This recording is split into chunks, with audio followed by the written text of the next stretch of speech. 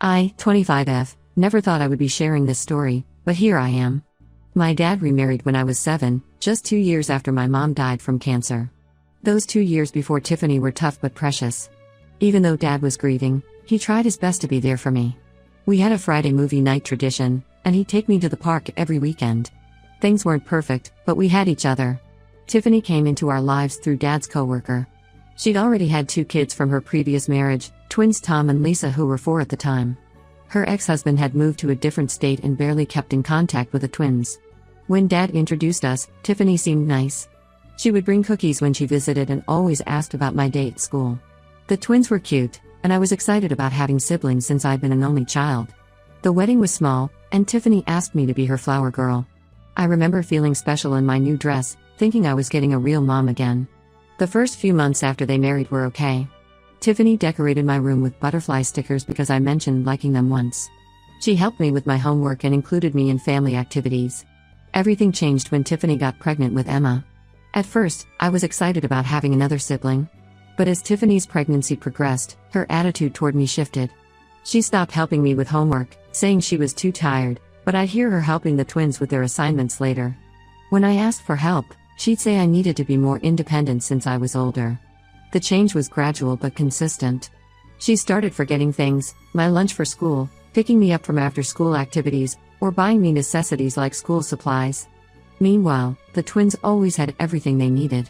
When I told Dad about forgotten lunches, Tiffany claimed I must have misplaced them or that I never told her I needed lunch money. I still remember my first band concert in 4th grade. I had practiced my clarinet for weeks and was so excited to perform. Dad promised to come, but Tiffany told him last minute that Tom had a stomach ache and needed someone to stay with him. Dad missed my concert to stay home with Tom, who was miraculously better the next day and playing in the yard. When I got upset, Tiffany said I was being selfish and should care more about my brother's health. When Emma was born, the favoritism became impossible to ignore. Tiffany took millions of pictures of the twins holding their new sister but didn't include me in any family photos.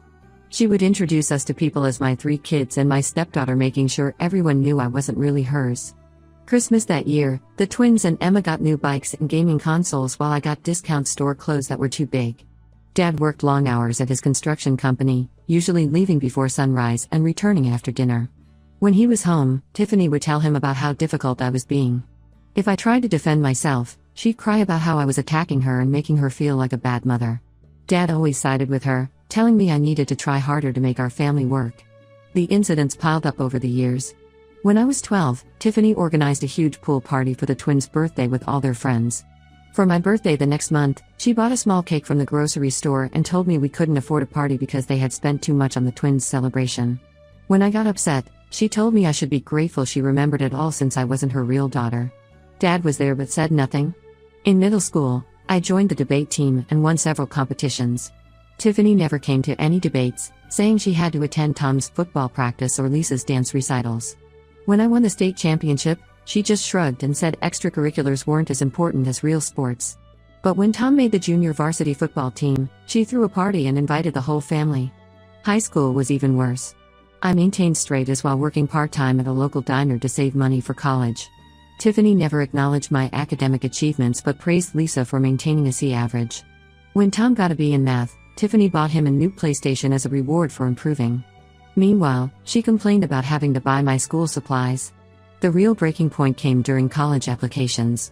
The twins and I were in the same grade since they had started school early. I worked hard and got accepted into several good universities with partial scholarships. The twins got into private colleges with average grades and no scholarships.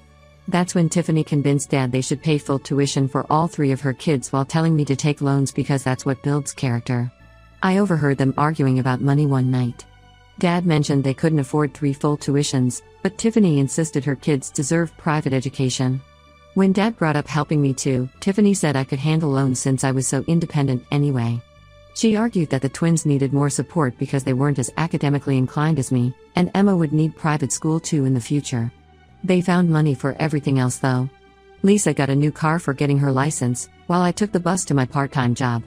Tom got expensive football training camps and new equipment, but I had to buy my own textbooks. Emma was enrolled in every possible after-school activity, while I was told to focus on working since college would be expensive. I moved out for college, taking loans and working 2 jobs to make ends meet. Tiffany's favoritism continued even then.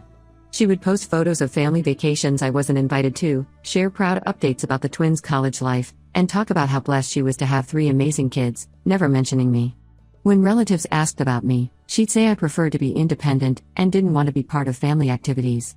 I graduated last year with honors but also with significant debt. I found a good job in marketing and moved to a different city, limiting contact with them to occasional texts on holidays. I thought I had finally escaped the drama until last week when Dad called. Apparently, Tiffany lost her job, and they're struggling financially. The twins have graduated but can't find jobs in their fields, and Emma's private school tuition is due. Dad asked if I could help the family out since I'm doing well now. The irony of them asking me for money after years of financial favoritism isn't lost on me. Tiffany, who always made sure I knew I wasn't really her daughter, now wants me to step up as family.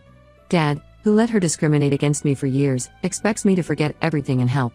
The twins, who benefited from my mother's money without my knowledge, need my support. I haven't responded yet, but I'm leaning towards refusing. Am I wrong for wanting to let them deal with their own problems? Update 1 first, thank you everyone for the supportive comments. A lot has happened since my last post. After Dad's call, I decided to dig deeper into their financial situation. What I discovered was far worse than I imagined. I started by reaching out to my Aunt Jane, Dad's sister, who still lives in my hometown. We were close when I was younger, but Tiffany always made excuses for why I couldn't visit her after she remarried. Now I know why. Aunt Jane had been trying to tell Dad about Tiffany's behavior for years, but he always dismissed her concerns as family drama. Over coffee last weekend, Aunt Jane revealed the shocking truth: Tiffany had been fired for embezzlement from her accounting firm. She'd been taking money for years to maintain their lifestyle and pay for the kids' expenses. The company discovered the theft during a routine audit and is now pressing criminal charges. We're not talking about small amounts either. Aunt Jane estimated it was close to $200,000 over 5 years. The real financial situation is much worse than Dad admitted. They're not just struggling, they're facing potential bankruptcy. The twins moved back home because they couldn't afford their apartment rents, despite working retail jobs. Emma might have to leave her prestigious private school where Tiffany bragged about paying $30,000 a year in tuition. They're behind on their mortgage payments, and Tiffany needs money for legal fees. But what really knocked the wind out of me was what Aunt Jane revealed next. When Mom died, she left a substantial college fund for me. I had no idea this existed. Tiffany convinced Dad to use that money for the twins' college instead, claiming that since I was getting a partial scholarship, I didn't need it as much. They never told me about this fund. I took out loans and worked multiple jobs to pay for college, while my own mother's money paid for my step-siblings' education. I spent several days processing this information before I confronted Dad over the phone. At first, he tried to deny everything. When I mentioned Aunt Jane had shown me Mom's will, he broke down. Through his tears, he admitted everything: how they used my college fund, how Tiffany had been stealing to maintain appearances, how the twins had actually dropped out of college after 2 years, but they kept paying their tuition, which the twins spent on traveling and shopping. The revelations kept coming. The twins knew about my college fund the whole time. They knew they were spending my inheritance while I worked as a waitress and took out loans. Tiffany had convinced them they deserved it more since their own father had abandoned them. The expensive spring break trips they posted about on social media, making sure I saw their luxurious vacations while I worked double shifts. That was my money. Tiffany got on the phone after Dad's confession. Her tone shifted between crying and manipulation. She talked about how she did everything for her family, how she didn't mean to hurt me, and how she needs my help now more than ever. She claimed she saw me as her daughter too, despite years of treating me like an outsider. When I brought up the college fund, she said she was just trying to be fair since the twins didn't have any inheritance from their own father. The twins have been blowing up my phone with texts and calls. Tom sent long messages about how we grew up together and should stick together as siblings. Lisa posted vague social media updates about family loyalty and being there in hard times. Both conveniently forgot how they watched me struggle through college while spending my inheritance on parties and trips. Aunt Jane shared more details about Mom's final months. Mom had worked extra hours and saved aggressively, knowing she was terminally ill, to ensure I would have money for college. She had written letters to me about her hopes for my future and her plans to secure it. Tiffany and Dad used that money my dying mother saved for me, to fund the twins' failed college attempts and Emma's private school. I'm still processing all this information. Finding out about Mom's college fund hit me harder than I expected. I've spent years paying off student loans for money that should have been mine. Every double shift I worked, every meal I skipped to save money, every time I had to choose between textbooks and groceries, all while my own mother's savings sat in the twins' bank accounts.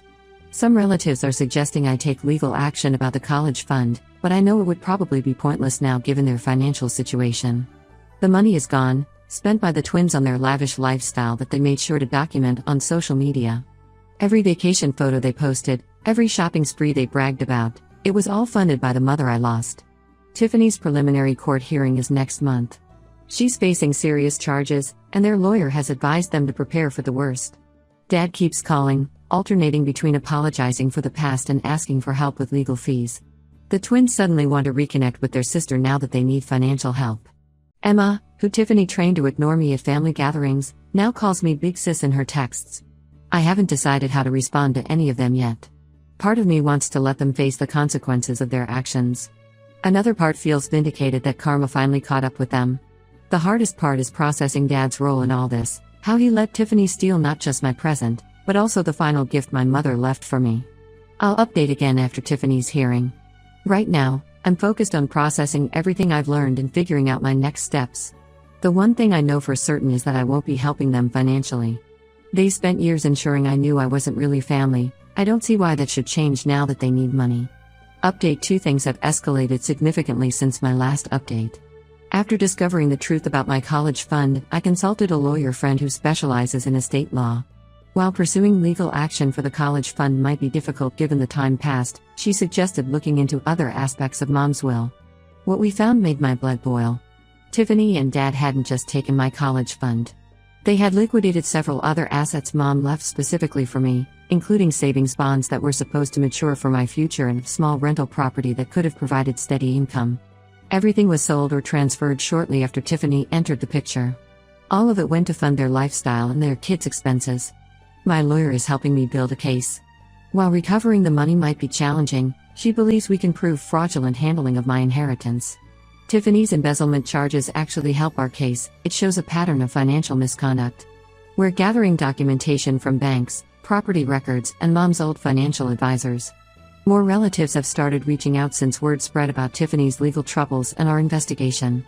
My mom's best friend, Karen, found old letters where Mom wrote about her plans for my future. She had meticulously planned everything: the college fund, the bonds, the property, all carefully chosen to secure my future even though she wouldn't be there. Reading these letters destroyed me. Mom spent her final months planning for me while battling cancer, only for Tiffany to steal it all. The twins' true colors are really showing now. Through family members, I learned they absolutely knew about my inheritance. Not just the college fund, but everything. They knew that their spring break trips were funded by selling my mother's property. Their shopping sprees came from my bonds. All those social media posts flaunting their lifestyle? That was my inheritance they were showing off. Now they're playing victim on social media. Tom posted a long rant about family betrayal and how I'm being selfish for not helping them during hard times. Lisa keeps sharing throwback photos of us as kids, talking about how money changed me and how I abandoned the family. They've conveniently forgotten all the years of watching me struggle while they spent my money. The family is divided. Some relatives, like Aunt Jane, fully support my legal action. Others are pressuring me to drop everything, saying families should stick together. My grandmother, Dad's mom, called to tell me I'm being cruel by attacking the family during a crisis. She thinks I should forgive Tiffany because she raised you after your mother died.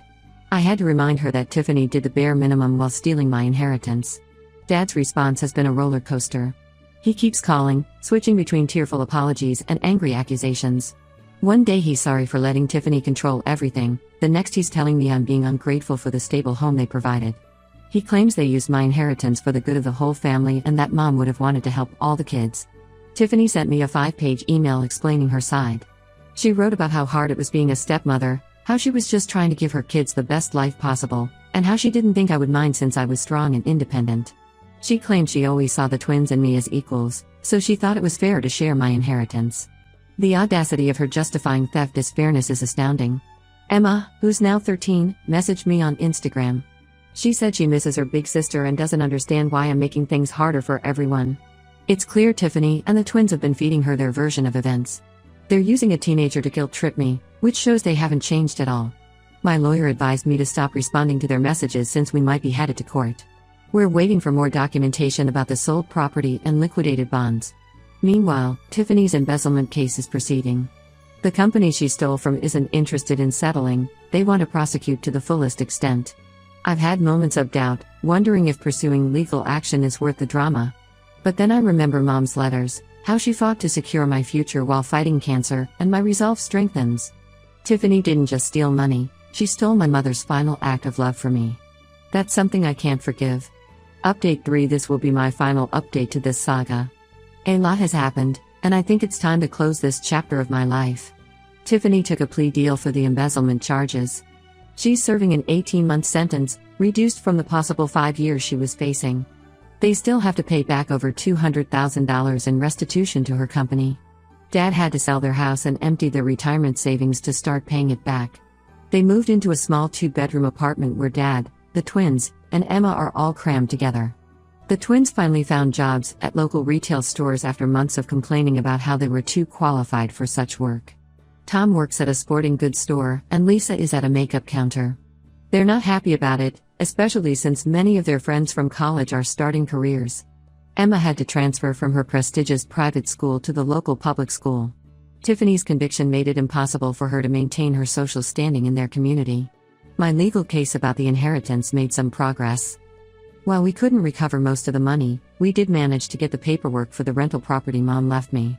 The lawyer proved that its sale was handled improperly, and we reached a settlement. It's nowhere near what was originally taken from me, but it was enough to pay off my remaining student loans. The family drama hasn't stopped. Some relatives still think I should reconcile, especially now that Tiffany is suffering the consequences. My grandmother sent a long letter about forgiveness and how family should come first. She doesn't seem to understand that they stopped treating me like family long before I stopped seeing them that way. Dad's latest message was about how I'm punishing them too harshly and how Mom would want me to forgive them. He seems to forget that Mom wanted me to have an education and financial security, not watch while her savings paid for my step-siblings' luxuries. Tiffany's side of the family, who once ignored me at gatherings, now call constantly asking me to be the bigger person. The twins tried to paint themselves as victims on social media, sharing posts about toxic family members and betrayal. They conveniently leave out the part where they spent my inheritance on vacations and shopping sprees. Lisa even had the nerve to message me asking if I could help her get a job at my company. I blocked them both. Emma sends occasional messages saying she misses me. While I feel bad for her, I know she's being used as a pawn to manipulate me. Tiffany and the twins have poisoned her perspective of the situation, making me out to be the villain who abandoned the family in their time of need. I've built my own life now. Got promoted at work to senior marketing manager, bought my own condo, and surrounded myself with people who value me. My real friends have been incredibly supportive throughout this whole ordeal.